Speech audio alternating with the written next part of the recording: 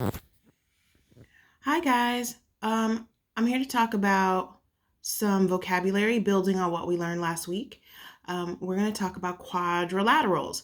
Quadrilaterals are shapes that have four sides, and there's a few of them. I'm sure you know all of them, but we may learn some new properties that you may not already know.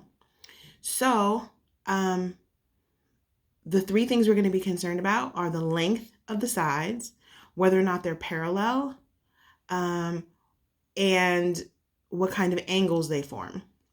So the first one is a trapezoid. This is a trapezoid. One at the top, that one. That's a trapezoid. So it is a trapezoid because it has four sides and one pair of parallel sides. So if you notice, parallel just means that if you were to keep going forever and ever, that the sides would never touch. Some of you were confused about that last week when we talked about parallel. Parallel just means that if you keep going forever, the sides will never touch. So these two sides are the same, and they're also the same distance apart. So these sides are the same distance apart, but you'll notice this side of the figure is not the same distance apart. It's wider here than it is here. So these sides are not parallel. So a trapezoid has one set of parallel sides.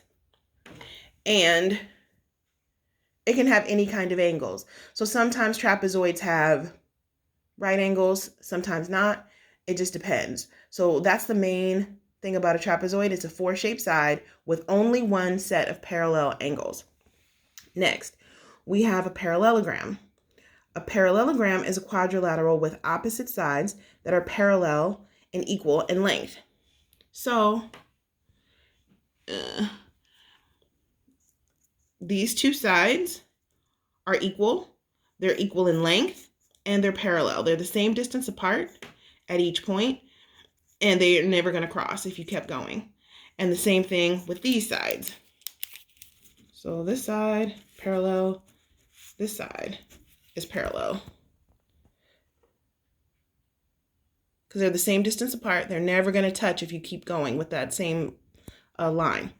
And there are no right angles. That's really important for a parallelogram. There's no right angles. They make some obtuse, some acute, but no right angles in a parallelogram. Next, we have a rhombus. A rhombus kind of looks like a square, but it doesn't make any right angles. That's the main difference. So a parallelogram with equal sides, so it's just like a square, it has four equal sides. The sides are the same length, but they're not, oh no, my meeting started.